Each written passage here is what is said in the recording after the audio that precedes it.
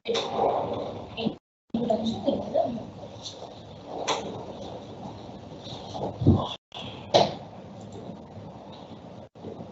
alaikum. Good afternoon, everyone. Welcome to this radiology webinar from Shaukat Khanum Hospital. Today we will be discussing how this COVID-19 has affected our radiological services as well as some of its manifestations on various organs of the body. So I will be very delighted to present to you various skilled speakers over the next couple of hours, and inshallah, once the talks are over, we'll have a question and answer session. So first of all, I would like to invite our head of the department, Dr. Imran Niazi, who is a consultant radiologist here. He will be discussing that how he was able to manage radiological services throughout this difficult time.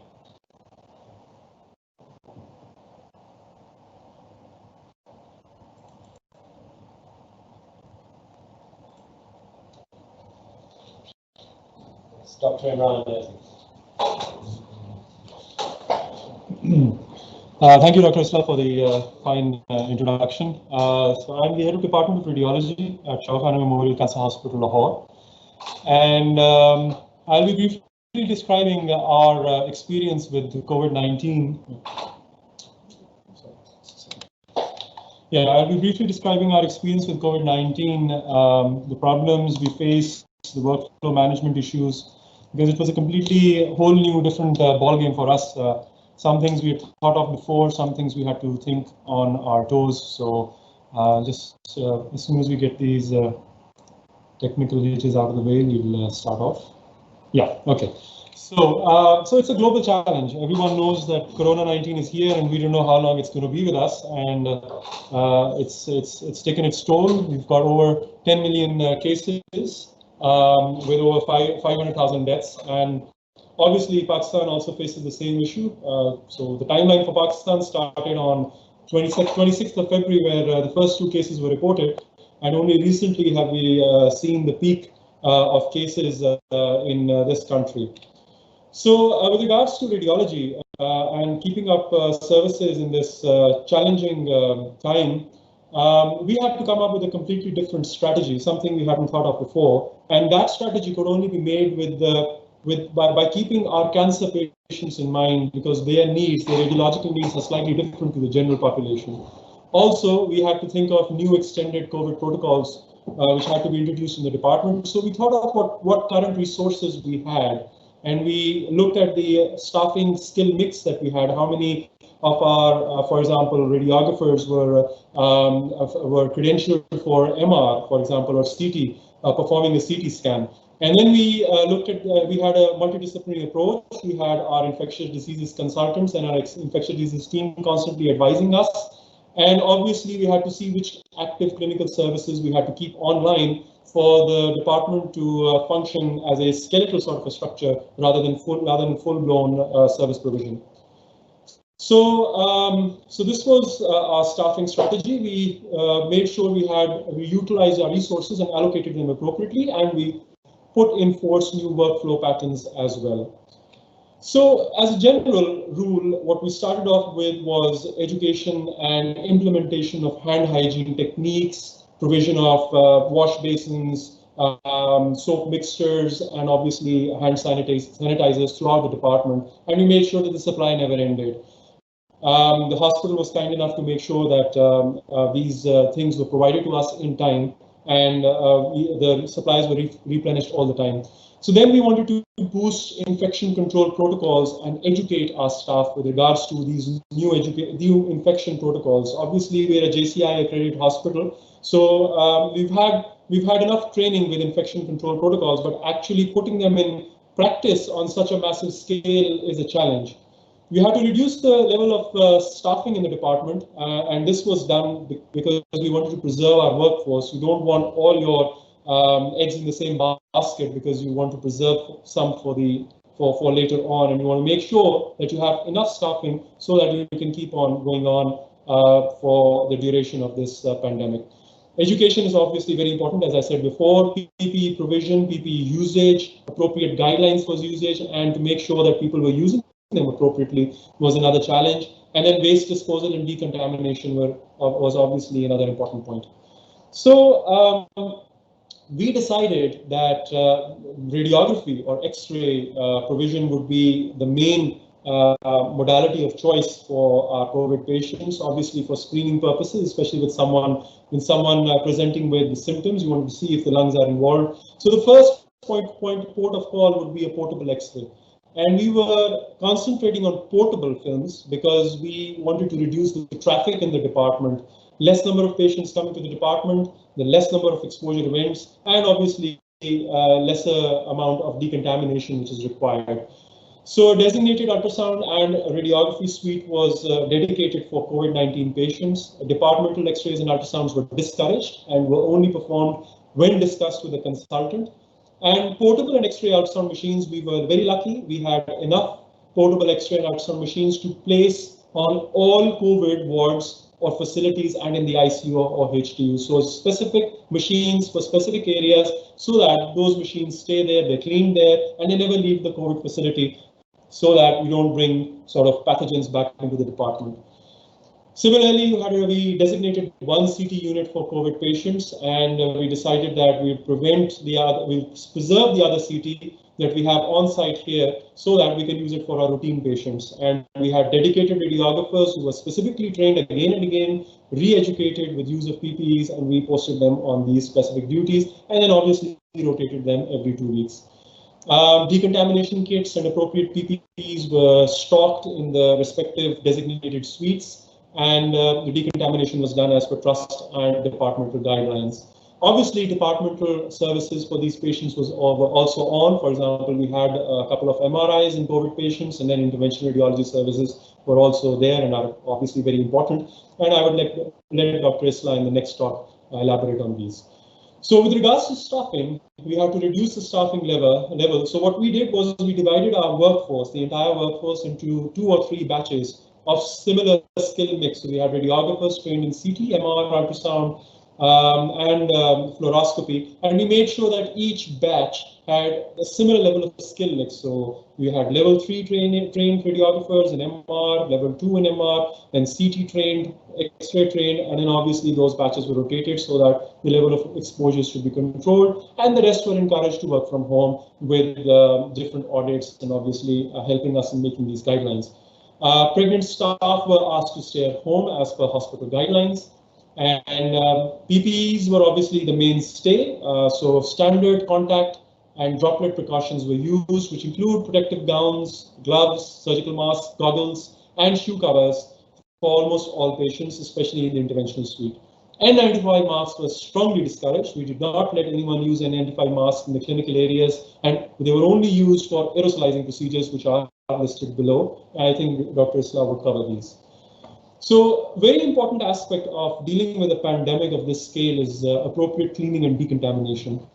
So what we did was we instituted increase in our general cleaning parameters. So we started using disposable surface covers and sheets like tissue rolls instead of fabric bed sheets.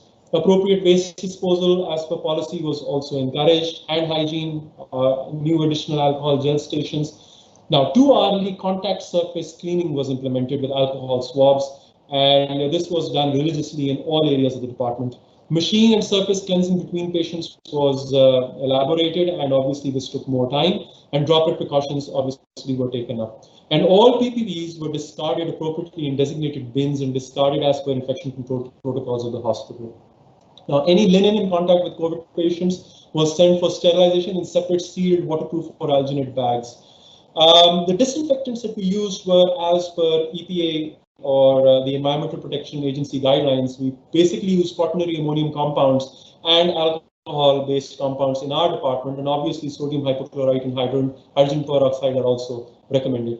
We made sure that the concentration of these compounds and the contact time with surfaces was as per indicated on the manufacturer's guidelines. With regards to workflow, we limited attendance and visitors to the department. So no attendant policy was enforced. Attendants were only allowed in the department if a patient was high risk for falls or could not be left alone. And obviously we were short in staff at some times as well, so we let a few attendants into the department. But in general, we refused all attendants or visitors to enter the controlled areas of the department. So for inpatient services, patients were not transported to the department unless it was absolutely necessary and discussed with the radiologist prior to transport. And in the event a transport occurred, the department was supposed to be informed, relative scanners were supposed to be informed telephonically pre-hand so that they could prepare the area. Patients were to wear surgical masks during the transport, and patients with COVID-19 were shifted directly to the scanners without making any additional stops. Their area of transport, the route taken, were earmarked prior to transport. In fact, we had made sure that the transfer routes were already designated as per requirements. Now, with regards to outpatients, our population group is predominantly cancer patients, so we could only stop cancer imaging for some period of time, and then we had to start again because the burden of cancer, the number of patients that we have is certainly very high, and obviously you can't make these patients waste because of concerns for disease progression. So what we did was we stopped outpatient elective work only for a small period of time when absolutely necessary, and then obviously outpatient services were started and delays were avoided. Now, how did we make sure that the outpatients were safe, services were safe, patients were safe, staff were safe? So what we did was we started screening at the main reception by our patient care officers. They were given a set of designated questions, a questionnaire that was supposed to be filled, and any patients screened to be high risk for COVID-19 were then evaluated appropriately by the infectious control team in a designated area. Patients were to arrive in the department or in the waiting areas not before 10 minutes of the appointment. So early arrivals were strongly discouraged, and patients were asked to leave the hospital premises if they arrived early. Social distancing in waiting areas was enforced, and obviously a no attendant policy was introduced, and PPEs were encouraged for patients as well. We encouraged all attendants and patients to wear masks at all times. Now, for the scanners, what we did was we prolonged scan time, and cleaning before and after each patient was reinforced. And again, PPEs and disposal of sheets and gowns and disposable sheets were used. So once we had gone through this, now it's been around 3 months that we've been in this COVID situation, and what's been the aftermath. So what we've seen is, because radiology has been one of the front runners for the trust, for our trust at least, and we had to provide services not only to our patient subgroup, but also to the entire city. We've seen that 22 out of our 76 radiology personnel were proven infected with COVID-19 on nasopharyngeal swabs and PCR examinations. And this is a very high number. Unfortunately, we can only justify it by saying that this service was essential. Luckily, none of our staff was badly infected, and they've all recovered and returned to work now. And we've had 16 COVID screening episodes for our staff, and out of those, 22 were positive. Now, we've had multiple exposures in the hospital, in the department, due to asymptomatic unknown COVID patients who've come out to be COVID after the radiological examination, and we're looking into how we can limit those as well. And there have been multiple psychological factors affecting our staff. This has been due to infection, stress, obviously overburden, because sometimes the shifts were long, and obviously some people have had their family members infected, and other financial issues as well related to this pandemic situation. But we've looked into it. We've offered counseling, psychological counseling as well. So in hindsight, if I and my managerial staff were to review the situation, we would always think, what could we have done differently? And there are a few things which come to mind, but I really cannot think of any major thing that we could have done differently. Obviously, we can take this up in the question answer session as well once this whole session ends, and I would be very keen to know your suggestions and comments as to what we can do further and what perhaps we should have done differently. So thank you so much, and I hope you enjoyed the talk, and I'll leave it to Dr. Slab to take it forward from here. Thank you so much.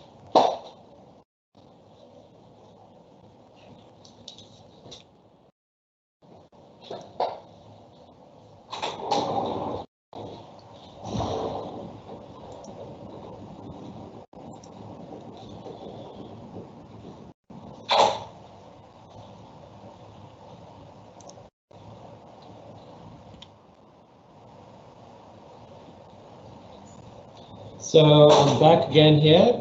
I'm gonna discuss that how it has impacted the interventional radiology services at Shaukat Khanum Hospital.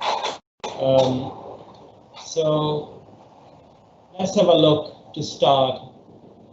And if you can see that how the COVID cases appeared around mid-March and started to progress really rapidly, causing lots of fears. And you can see by 20th of June, the number had reached almost 200,000. And we know for a fact that it has gone beyond 200,000 by now.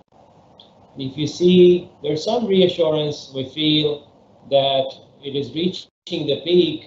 Well, let's hope that it's going to come down very soon. While the COVID was going up and up, we were all trying to think of the best guidelines, best ways of dealing with interventional radiology services.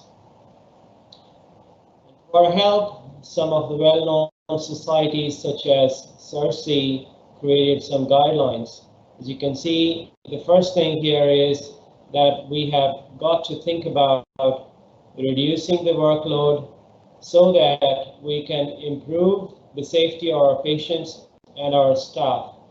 And they also suggested that routine cases should be postponed. And this is very similar to what we did here at Shaukat Khanum.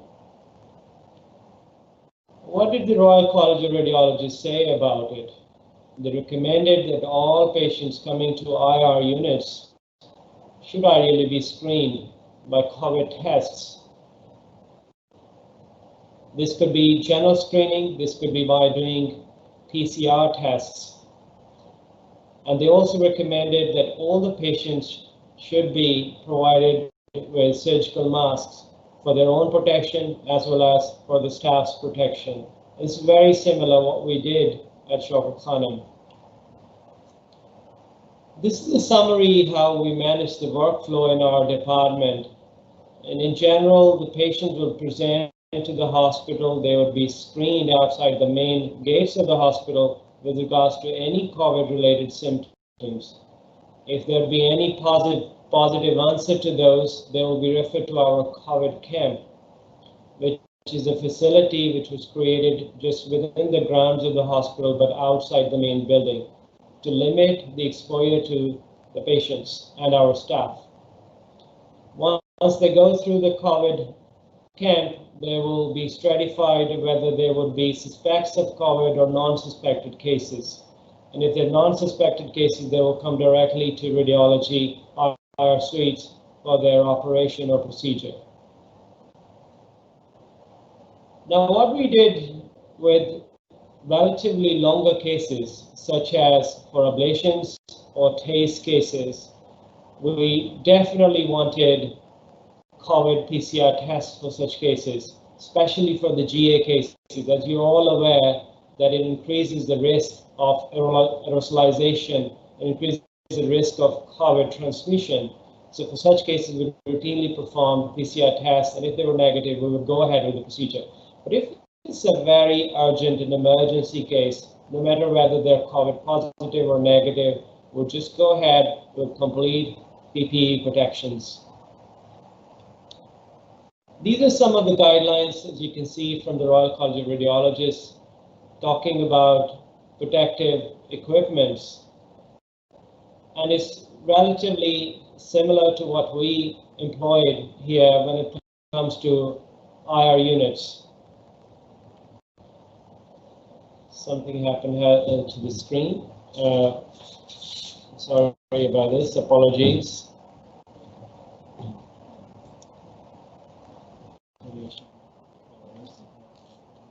If you go escape, go back to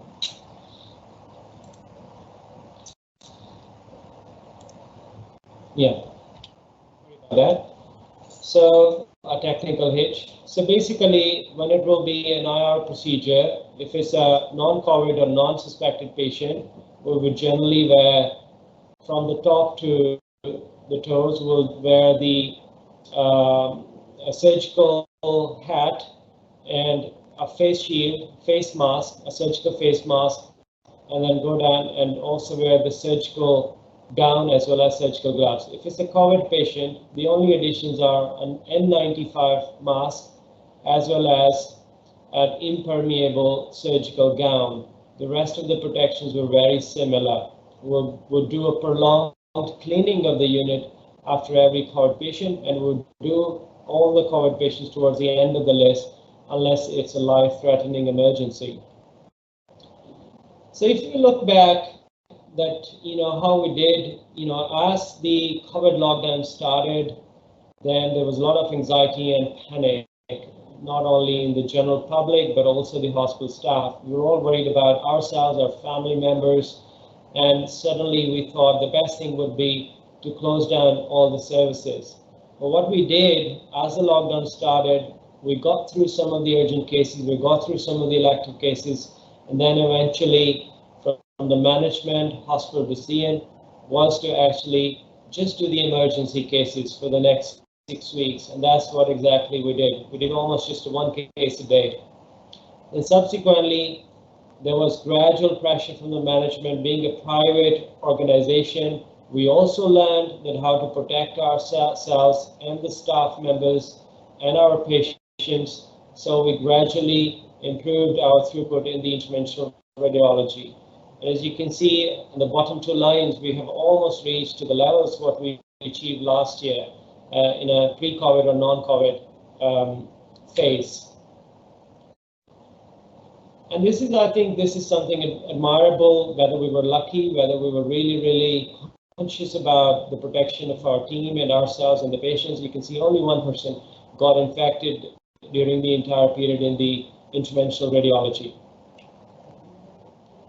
And we have to remember, and I think we got through all this difficult time because we supported each other. We saw that if there were people under stress, they were having psychological issues, we gathered around, we worked as a team, we had a really great unity in the IR suite. And this has led to our success, and we're really feeling proud about it. And if we're together, we just grow stronger and stronger.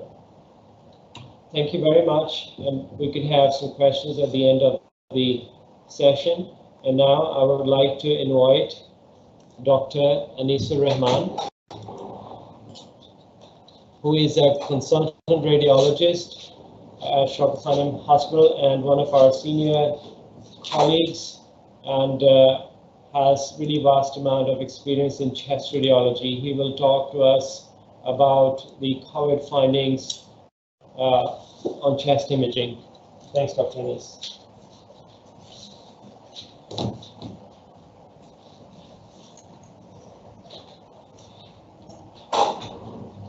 You start, Kaja?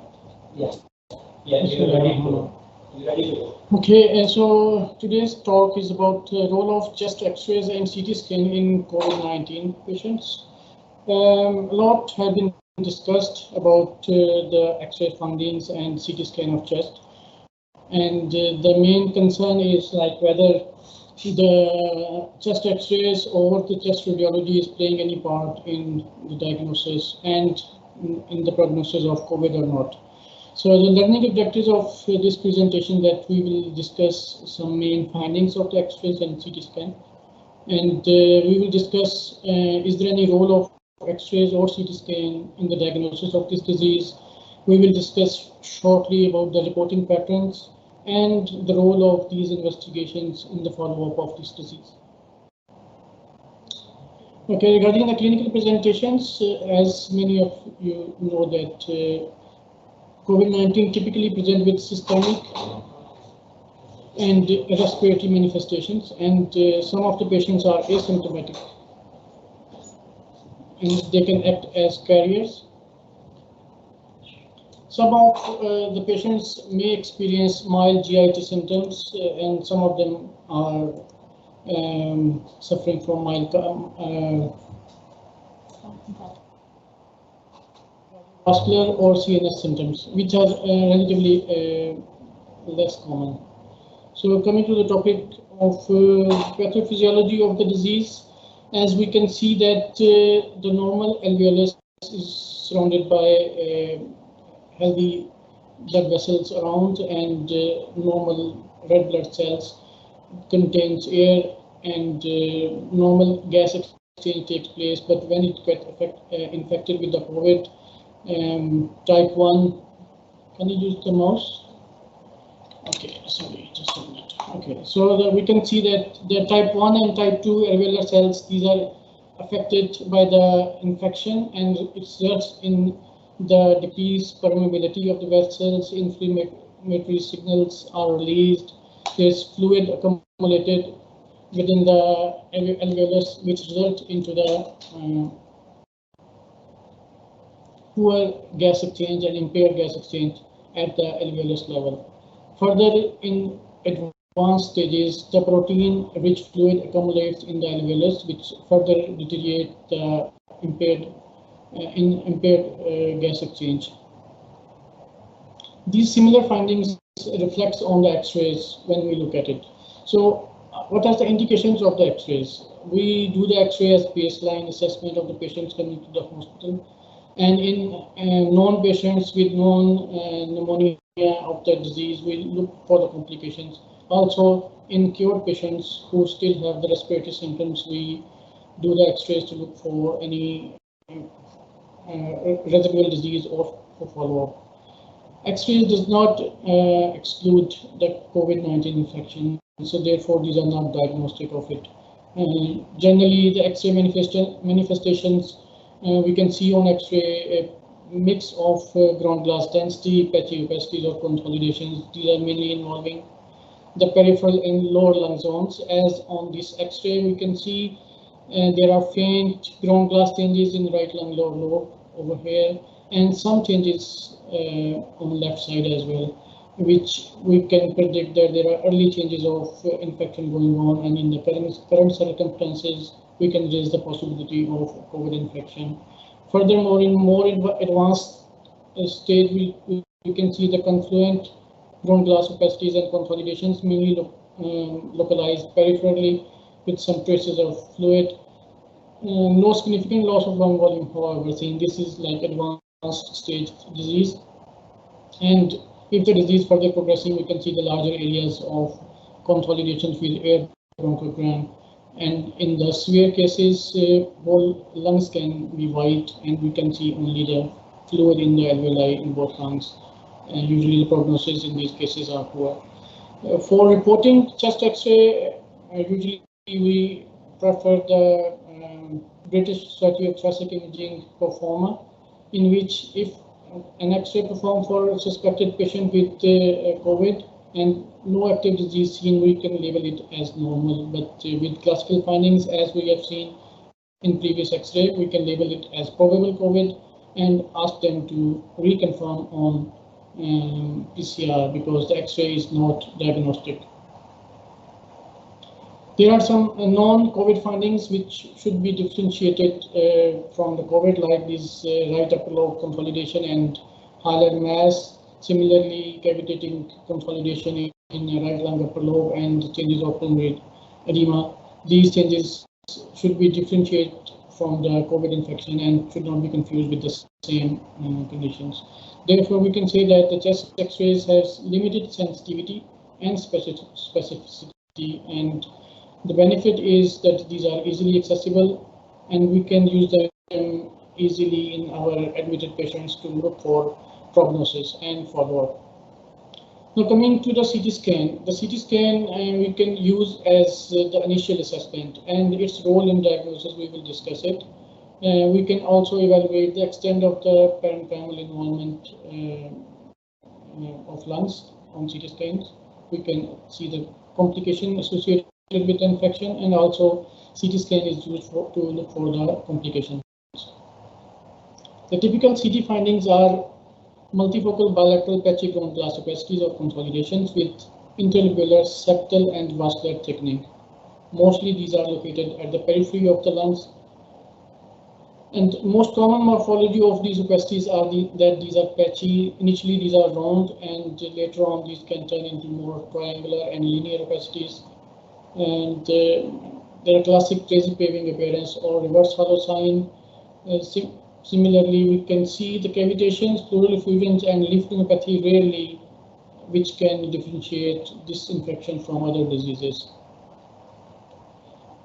If we categorize the severity of disease on CT scan, then in early stages we can see faint lobular ground glass changes, which later on become more confluent, giving crazy paving appearance, and in severe cases, the changes of diffuse white lungs can occur bilaterally. This is one of the patients which came before the COVID was declared as an epidemic. This was incidental finding. Patient was almost asymptomatic, giving some cough and mild fever. And we were very surprised to look at these changes because the clinically patient was not that symptomatic as the X-ray findings were, the CT scan findings were. So this is one of the features that usually the patients are less symptomatic and the CT findings are very much alarming and worrisome. So this patient was coming on OPD basis and it went off, and later on we came to know that it was COVID infection by when the typical findings of COVID were declared by British Society of Thoracic Imaging. So how to report the COVID CT scan? There are various ways. There is a system CORADS, which is used in Netherlands and some other countries, in which, like other RADs, they categorize the disease from normal to severe, giving category of 1, 2, 3, like the same 1 for normal, 3 for indeterminate, and 5 for very high suspicious of disease. Category 6 is used for known or proven PCR with lung disease. British Society of Thoracic Imaging used this CT reporting performer, which we can use, and we are using it in our daily practice as well. And if the findings are normal, we just say there's nothing special, but if clinically indicated, we refer the patient for PCR assessment. But with clinical findings of bilateral basal ground glass, crazy paving appearances, peripheral consolidations, then we can say that this is the most likely COVID, and the correlation with PCR is advisable. And similarly, the disease distribution like unilateral, bilateral, diffuse, or lobar are described as well, with extent of abnormality should be described in percentages, like more than 25% or more than 50% of the lungs are involved bilaterally. For an example, this is a spot view or CT scan just showing no significant abnormality. This is just to differentiate like how the things are progressing. The patient was suspected COVID, but CT scan was normal. This is another case. We can see faint areas of ground glass with mild bronchial wall thickening, and we can see small bronchial wall thickening as well on the other side. So these are not typical findings of COVID. We can raise the suspicious, and again, as I said, correlation with PCR was advisable. This is CORADS 3, you can go, or 4, you can go one step ahead, more suspicious findings, bilateral ground glass with some septal thickening, and this case later on proved to be COVID positive. In further advanced condition, we can see the scans like this, like more confluent ground glass opacity is more dense, subpleural septal thickening, some of them they call it spider web, but this is not a recognized terminology. So as we can see that with more progressing disease, we can see these findings more severely affecting the lungs. This was, we can say, CORADS category 5. And similarly, in further advanced conditions, we can see crazy paving appearance. More dense opacities are noted with some interstitial thickening. Interestingly, we now experience patients who are coming for other imaging, and we can see these incidental changes on the CT scan. For this, for example, this patient was coming for screening of GI malignancy, and we saw there are some incidental ground glass opacities. We refer for PCR, and it proved to be COVID positive. Similarly, this case was presented for RCC staging, and we saw these incidental findings of ground glass opacities, and later on proved to be COVID positive. Some other investigations like MR, This was one case in which the hepatic MR was done, and only on these images we saw some peripheral patchy abnormal signal changes in both lungs with some fluid inside. We raised the possibility. Later on, it proved to be COVID-19. So, what we can say that CT scan has very good sensitivity, and in some studies it is sensitive almost 98% as compared to the 71% as compared with the PCR. Only thing is we need to differentiate these changes from other pneumonias. That's why the specificity is relatively poor. So it is not recommended as a screening tool, but it is suggested that when we are suspecting a patient with COVID infection, on the urgent basis, we can do a CT scan, and if the findings show COVID-19, even if the PCR is negative, we can isolate the patient and repeat the test, or if we are waiting for the PCR testing results, still with positive CT findings, we can isolate the patient and take the necessary measures. This conforms to the principle of early detection and early isolation. So CT is also used in follow-up when we can say that no residual disease seen and normal CT scan or static findings. Also, we can say that there is some improvement, and now many cases are coming to us with severe pulmonary fibrosis after the residual disease. So in summary, the CT scan features of COVID include bilateral ground glass opacities with crazy paving pattern and consolidations. And CT scan plays a crucial auxiliary role in both diagnosis and follow-up in this health emergency.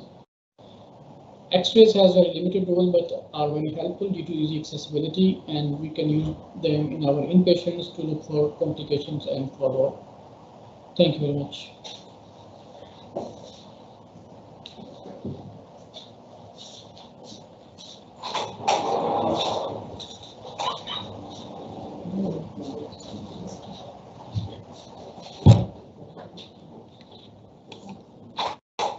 So our next speaker is going to be Dr. Kashif Siddiqui.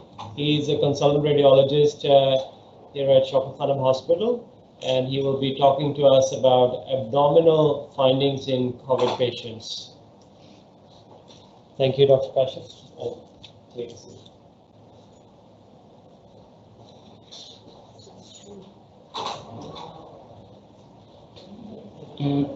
Thank you, Dr. Salahuddin, for this introduction. My name is Dr. Kashif Siddiqui. I'm working as a consultant radiologist at Shaukat Khanum Memorial Cancer Hospital.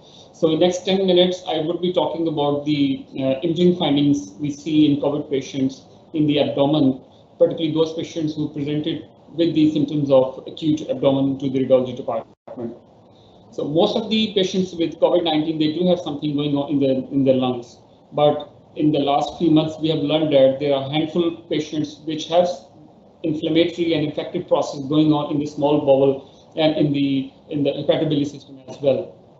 It's because the ACE2 receptors, which are the mainstay for the site of the attachment of the virus, has highest expression in the lungs to the small cells in the small bowel and vasculature, suggesting that the abdominal visceral involvement may be seen in patients with COVID-19 infection. In one of the main studies which have been done in United States, where we saw the maximum number of patients with COVID-19 till now, they have seen that the almost 32% of the patients, they do have some form of abdominal symptoms. The 22% of those patients experienced loss of appetite, 22% had nausea and vomiting, and 12% had diarrhea. And 40% of all those patients with GI symptoms have abnormal liver enzyme function. That means that the hepatobiliary surface epithelium has the tendency for the virus to attach and can cause biliary abnormalities along with the involvement of the small bowel. So in one of the main studies that was published in New England Journal of Medicine, they showed that anorexia was seen in 27% of the patients with COVID-19, diarrhea in 12%, and vomiting in 10% of the patients. They even detected the virus in the stool samples in up to 48% of the patients. And up to 70% of the patients, they had persistent positive stool RNA even after these PET tests were negative for the virus.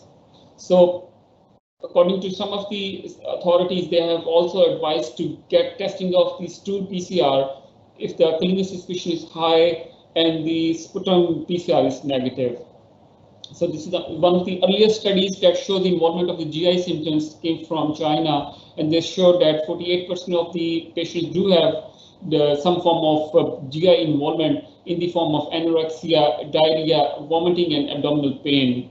So any patient who presented with atypical symptoms like diarrhea, they may have COVID-19 infection. So they recommended that checking the stool of the patient for viral nucleic acid should be considered, as previous reports have shown it to be present in most of the infected patients with COVID-19. So I will show you a few of the cases.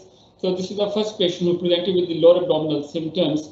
They didn't have any clue of the COVID-19 infection, but if you look at the small bowel, clearly one can see that there is abnormal bowel wall thickening, there is abnormal mucosal enhancement, there's a lot of stranding seen within the small bowel mesentery in the form of vascular congestion and stranding. So for a radiologist, all those features are going in terms of some form of inflammatory and infective process going on in the small bowel in the form of enteritis with the congestion of the mesentery of the bowel.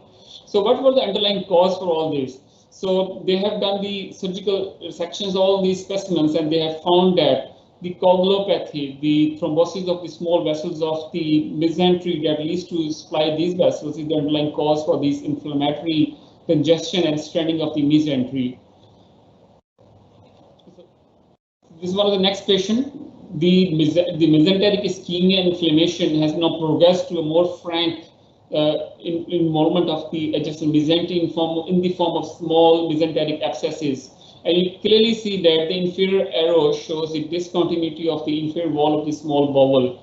So when they did the laparotomy, they see that all the features of bowel ischemia were there, and underlying cause was the mesenteric thrombosis. So we can perform CT as a test of choice for the abdominal symptoms, particularly when bowel ischemia and infarction is suspected.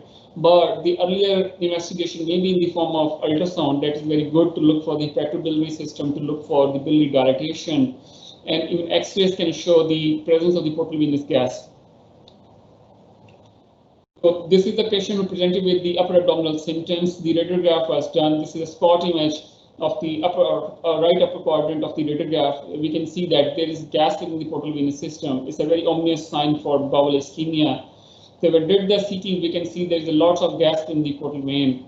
So when they did the surgical resection of the infarcted bowel, what was the underlying cause? We can see there was the thrombosis and fibrin clots within the small vessels supplying the small bowel. And clearly we can see that there is inflammation and granulation tissue overlying the mucosa of the small bowel with subtle ulcerations of the epithelium. So the portal venous gas can be picked up with the ultrasound examination. We can see that there is gas in the left lobe of liver. So we did the CT, and we see that there is gas within the small mesenteric vessels supplying the small bowel. So bowel ischemia can be seen in the small bowel, but in small group of patients, the ischemia can go and infect the large bowel as well. So there's another patient presented with the right lower abdominal symptoms in the form of local tenderness. And we see that there is cystoides intestinalis, where gas is seen in the non-dependent part of the small bowel, and the horizontal arrow clearly shows the stranding inflammation of the adjacent mesentery. So all those features are going towards something edematous change within the bowel wall itself and within the adjacent mesentery. So correlation with the serum lactate levels is recommended to look for the associated features. So surgical specimen shows the presence of the cystic species within some mucosa of the resected specimen with inflammation and small subtle ulcerations of the overlying epithelium of the small bowel surgical specimen. And the image on the right shows that there is a small fibrin clots within the small vessels within the arterioles that supplies the small bowel. So as I earlier said, ultrasound can be used for the investigation of the right upper quadrant symptoms. And this patient presented with the right upper quadrant symptoms. This patient was COVID positive. So the LFTs were normal. Look at the distended gallbladder with lots of debris in it. So the differential possibilities include whether this is the infected cholecystitis. So patient was tender. He wasn't candidate for surgical excision. a cholecystostomy was performed that showed a non-infected bile that confirmed the presence of cholestasis in this patient with COVID-19. So to conclude, abdominal imaging was often performed for patients with COVID-19 infection, particularly when the suspicion of bowel ischemia is suspected. So we shouldn't hesitate to look for the underlying cause for the deranged LFTs, increased lactate levels. So ultrasound can be used as a first-line modality to look for right upper quadrant symptoms. Bowel wall abnormalities include at the CT includes the ICU. In the ICU patient include the nematocyst intestinalis, portovenous gas. Data suggests bowel ischemia. The cause of bowel ischemia in patients with COVID-19 infection is the coagulopathy and small thrombi within the arterioles that supplies the small bowel vessels. So these are my references. Thank you very much for your attention.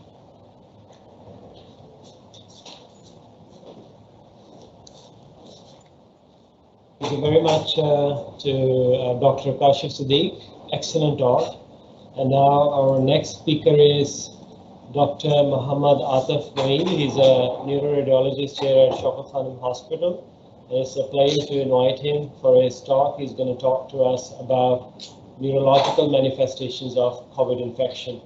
Thank you, Dr. Atif.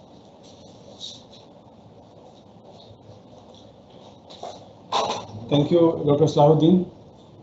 Today I'll talk about neuroimaging of COVID-19. I have no financial disclosure. Bismillahirrahmanirrahim. Innama yakhshallaha min ibadihi al-ulama. Inna Allaha azizun ghafur. Only those of his slaves fear Allah who are knowledgeable. Surely Allah is mighty, forgiving. So this is a case from our hospital in which 54 years old with rectal cancer, status post surgery, radiation therapy and chemotherapy came in with COVID pneumonia and developed ARDS and prolonged hospital course. And during the hospital course, he developed altered sensorium, and the CT brain was performed, which showed multifocal infarcts. You can see the multiple infarcts in the right frontal lobe, parietal lobe, and left cerebellum, and left PCA territory infarct also. So I'll talk about this neuroimaging finding today, starting from the pathophysiology. First, pathophysiology is cytokine storm. We'll talk about this in a minute, what cytokine storm is. Second pathophysiology of imaging finding is coagulopathy and thromboembolic phenomena. We'll talk about it also. It can be from treatment-related hemorrhages. If patient is on heparin drip or some anticoagulation, it can cause hemorrhage in the brain. It can be delayed post-hypoxic encephalopathy. It can be from infections such as meningitis, encephalitis, and white matter changes such as ADEM, and rarely Guillain-Barré syndrome also. So as we know that SARS-CoV-2 virus has a lipid membrane, and it is an RNA coronavirus with proteins, and it basically enters the human cell and it replicates itself and then release. It spreads through respiratory droplets, and it spreads through contact with contaminated surfaces. And its incubation period is 2 to 7 days. A diagnosis is usually made by the PCR testing, by nasopharyngeal swabs, and also serology can be performed to look for prior infection or exposure. Different lab values can be helpful, such as D-dimer, PT, APTT, fibrinogen level for coagulopathy, CRP, ESR are non-specific but can help to look for any underlying infection. So CNS involvement by COVID-19 is by direct CNS invasion or indirect effect by cytokine storm.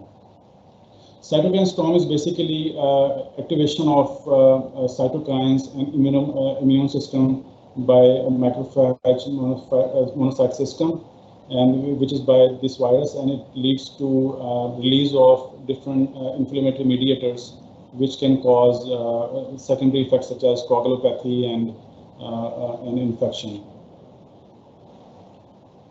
Hypoxia can be induced due to ARDS, due to lung disease, and it can lead to encephalopathy. And as I said before, a complication of treatment can lead to different CNS manifestations such as hemorrhage. So in a US-based study, 20 patients with COVID-19 had neuroimaging, and out of that, only 3 patients had positive findings. So it's not very common. Usual features are stroke with hemorrhages, intracranial hemorrhages, meningitis, encephalitis, hypoxic ischemic injury, and ADAM. So stroke can be a large vessel occlusion, it can be a branch vessel occlusion, small vessel infarct, watershed infarct, or bilateral multivessel infarct.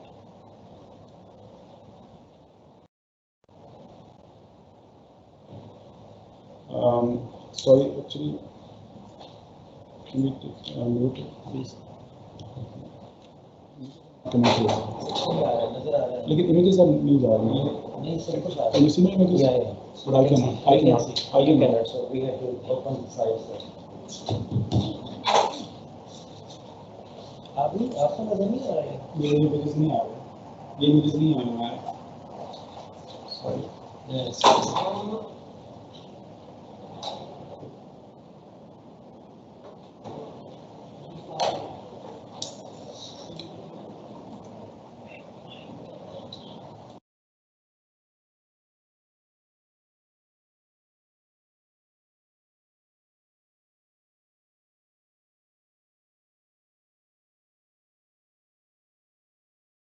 वहाँ display भी हो रहा है. वहाँ display नहीं हो रहा, यहाँ भी डिस्प्ले नहीं हो रहा unfortunately.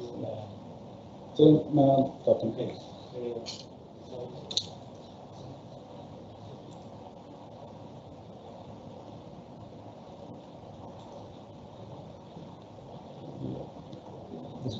Yeah.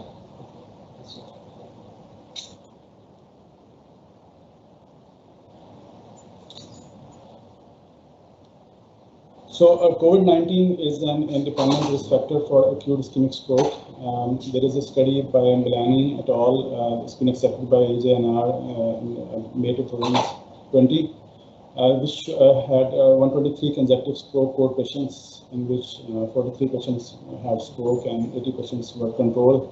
And the result was that 46 patients had COVID-19 positive, as compared to 18%. So we conclude from this study that COVID-19 is an independent risk factor for acute ischemic stroke.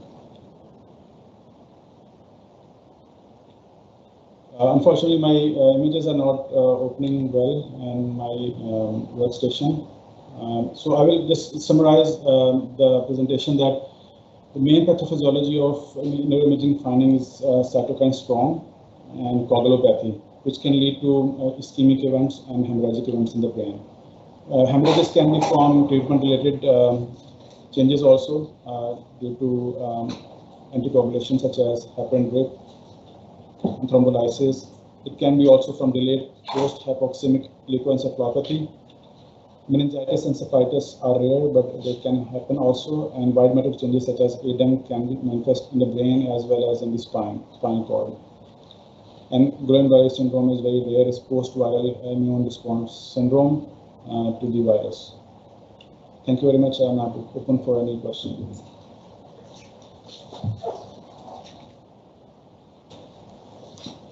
Thank you very much, Dr. Atif, for an excellent talk. We can have some questions at the end of the session. So our next speaker is Dr. Waqas Ahmed. He is a very brilliant radiological fellow at the moment. He was a trainee resident at Shaukat Khanum as well, and he's one of our star guys. So I'm sure you're going to enjoy his presentation on the potential outcomes in radiological practices. Thanks, Dr. Waqas.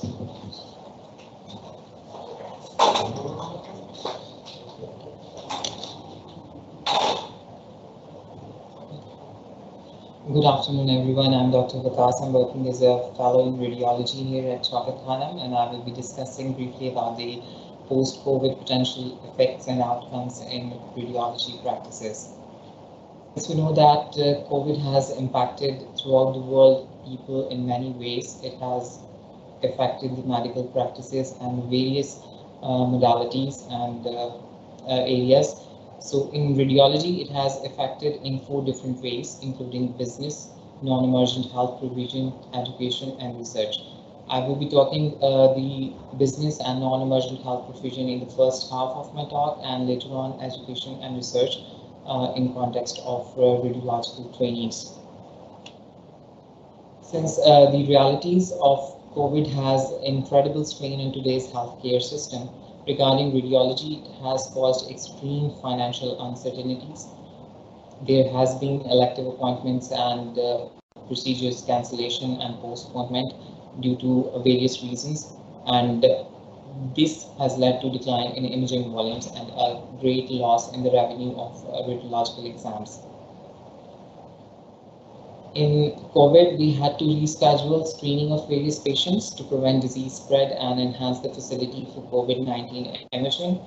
So this may result in a spike in demand for cancer screening in the near future once the local restrictions will be removed. So we have to prepare for this spike in time and be well aware for the potential outcomes. In the West, there have adapted various visual methods, including teleradiology, to conduct business, gather much needed revenue, and help patients in case of this pandemic which need emergency imaging. Now, many states are lifting their stay-at-home orders and working from home conditions, so we need to devise strategic plans for any imminent spike in the business once these COVID things will be over. Can do it by 3 different ways. The first one is revenue cycle management. How does it work? We're going to look at it. Since according to the stats, we have lost more than 55% of the revenue by radiology in this pandemic since December.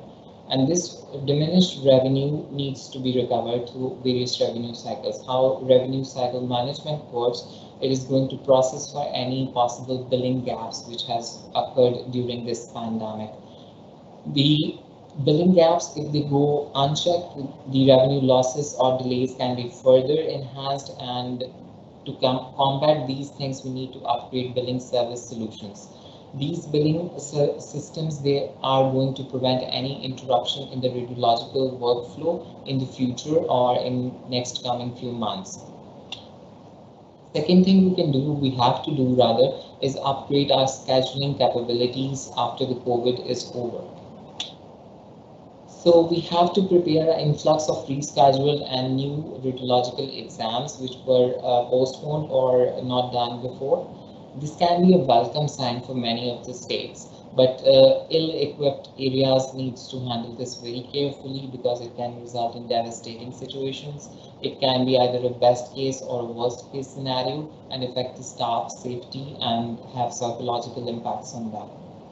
We need to upgrade scheduling capabilities and implementing real-time appointments once the spike of radiological exam will be there in the post-COVID era.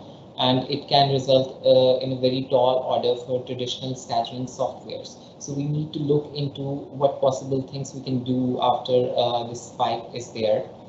The real-time scheduling technology helps us to automate the processes which can prevent any backlogs on congestions, especially for cancer imaging and screening programs. So we need to implement these, and they are going to result in saving time and money to avoid any cancellations and postponements, which can be a chaos-like situation in the future.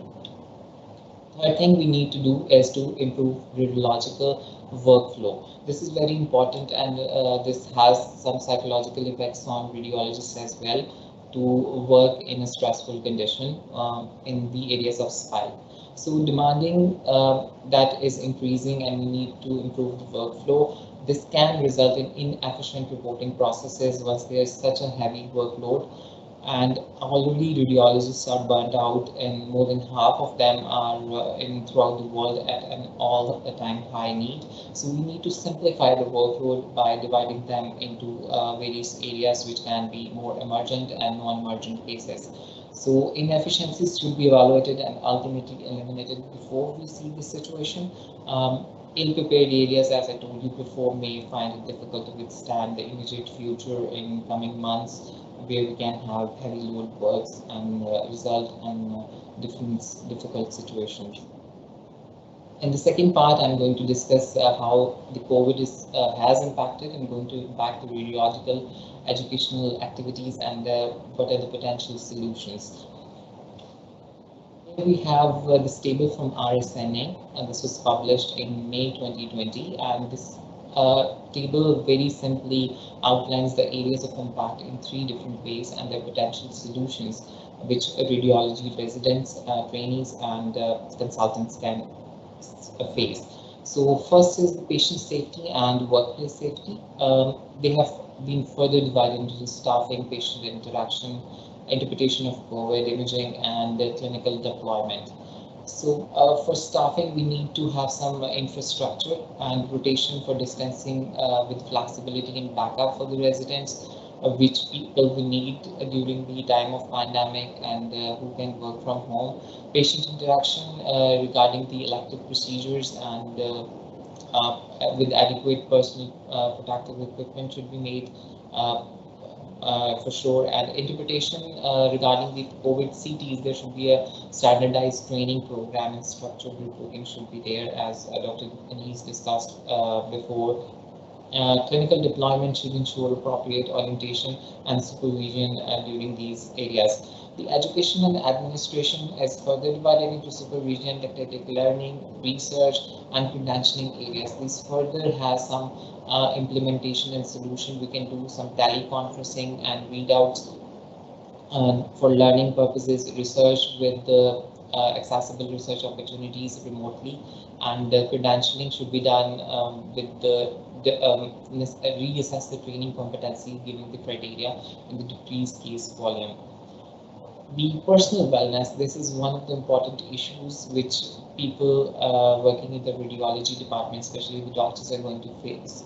This further has been divided into safety, social, and financial issues. Safety is very important because we have to keep safe ourselves before we treat patients. There should be clear communication about infection control and the policies for online resources for person relevance. There should be social online networking to promote this issue.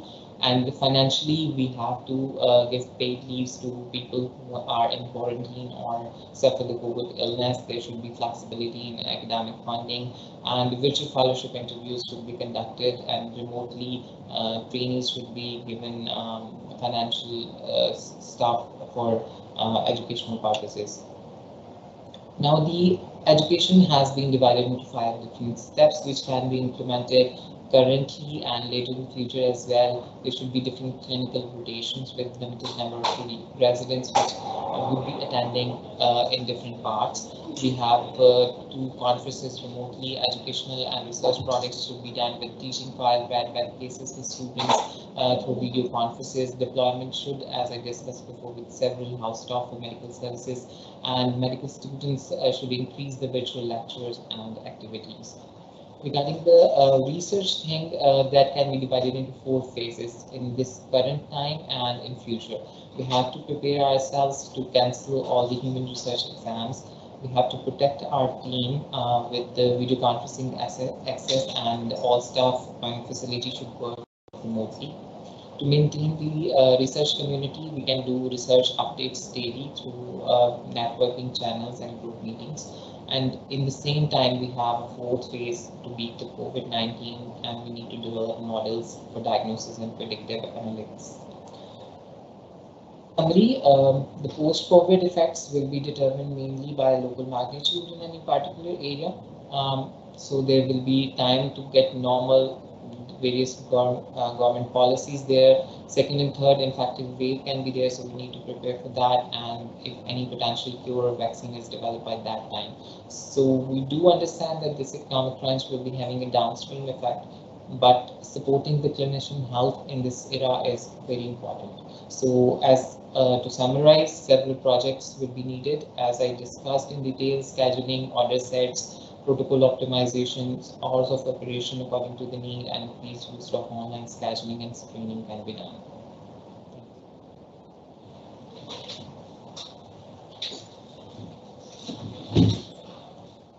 Thank you very much. That was Dr. Waqas. And now the final presentation will be by Dr. Sarah Rahman, who is our senior instructor in the breast imaging services.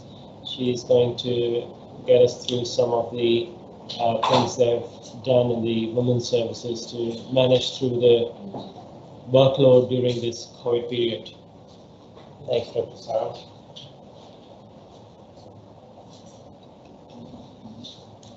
Sit there.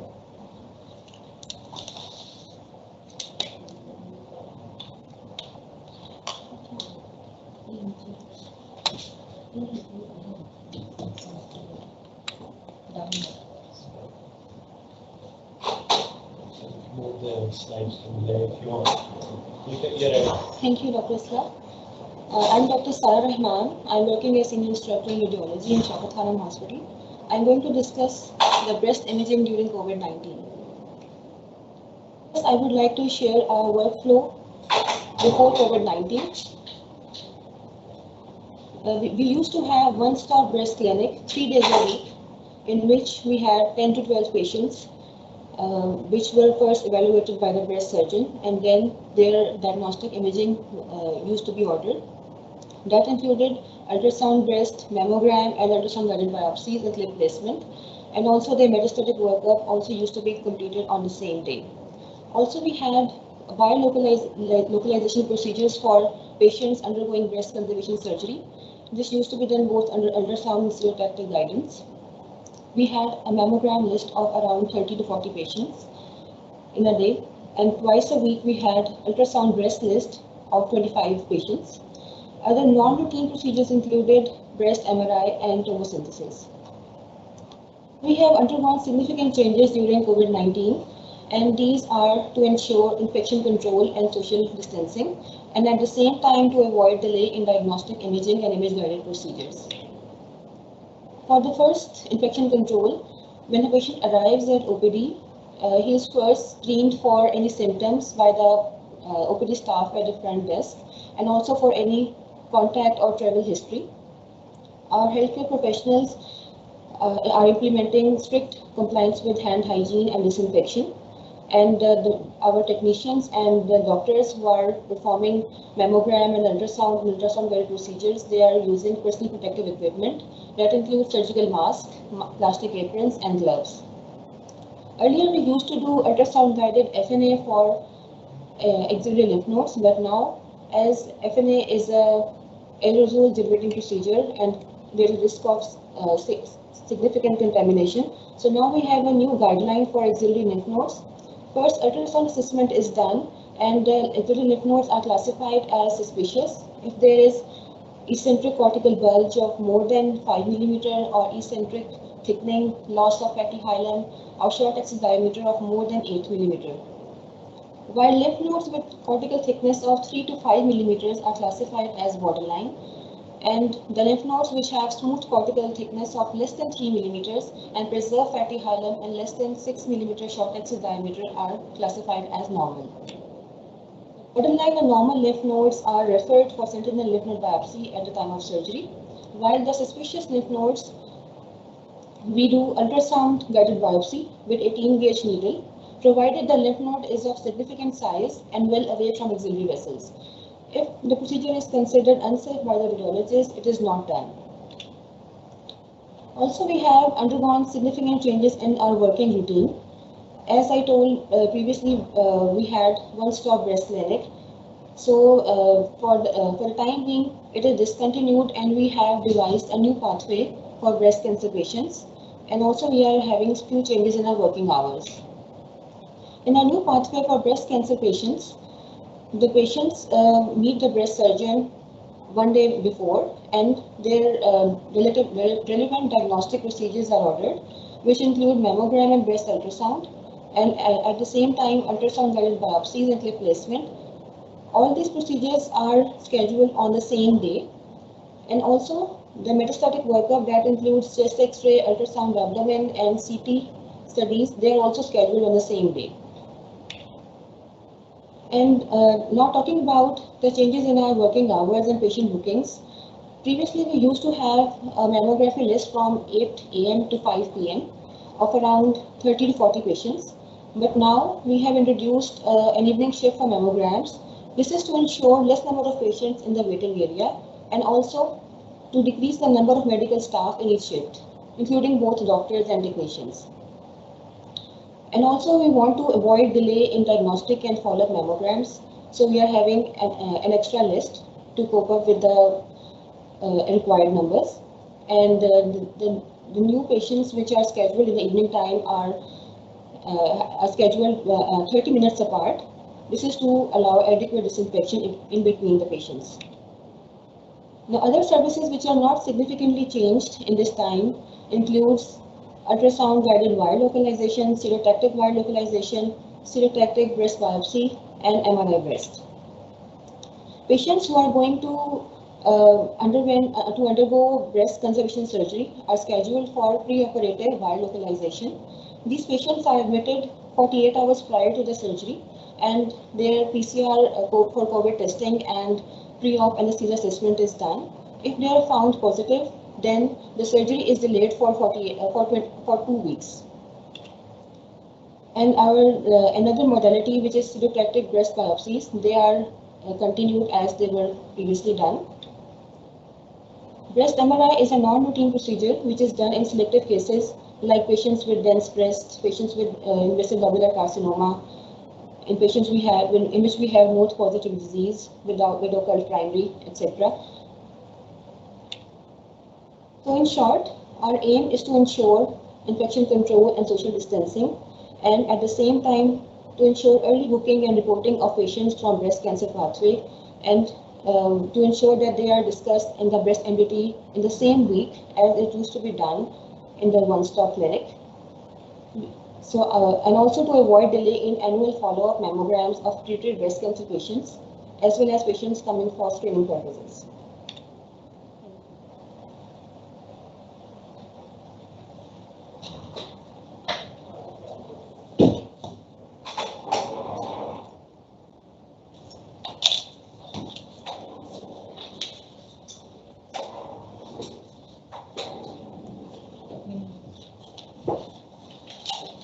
So this was the last talk. Thank you very much, Dr. Sara, and all the speakers. So now we have question and answer session, and we've got a couple of questions.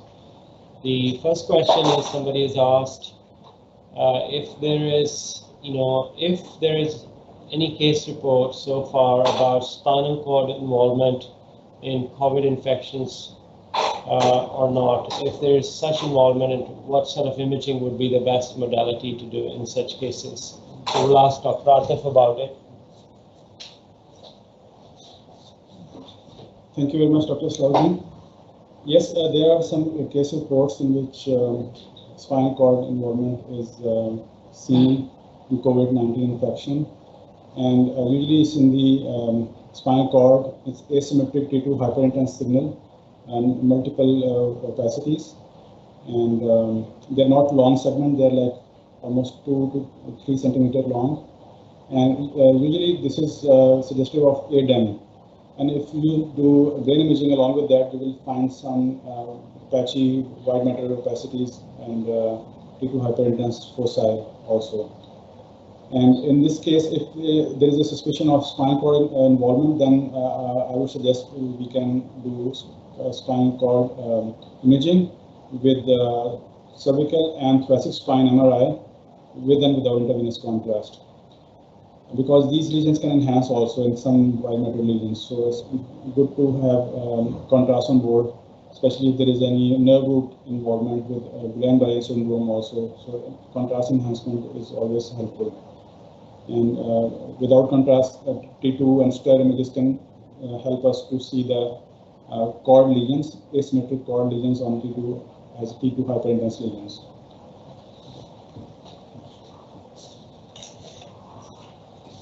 Excellent. Thank you very much, Dr. Atif. There's another question to Dr. Kashif, who discussed the abdominal findings with regards to the bowel ischemia caused by the COVID infection.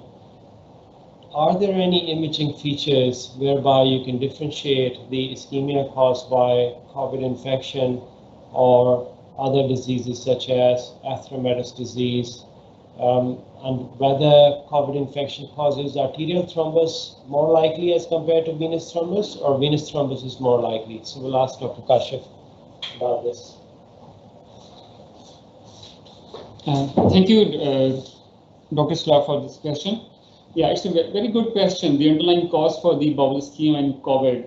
As I told you, that the expression of ACE2 inhibitors is particularly seen in the lung epithelium, but to greater extent, it's also seen in the small bowel as well as the vessels. So vessels throughout the body are the target for the virus to attack because of the presence of the ACE2 receptors in the vascular endothelium. So the cause of ischemia in the COVID-19 infection is the small arterial thrombi, particularly the small arterioles that supply the small bowel. So it's the thrombosis and fibrin clots within the small arteries supplying the small bowel. So yeah, so underlying cause is the arterial thrombosis in cases of bowel ischemia. And how can we differentiate between the thrombosis caused by COVID and from other causes? The underlying cause wouldn't be appreciable, like in case of atherosclerosis, you wouldn't see any thrombosis, you wouldn't see any atherosclerotic disease involving the small vessels supplying the bowel. And in appropriate clinical context, when you see that the features may represent ischemia in the setting of COVID, appropriate testing should be considered. Thank you very much.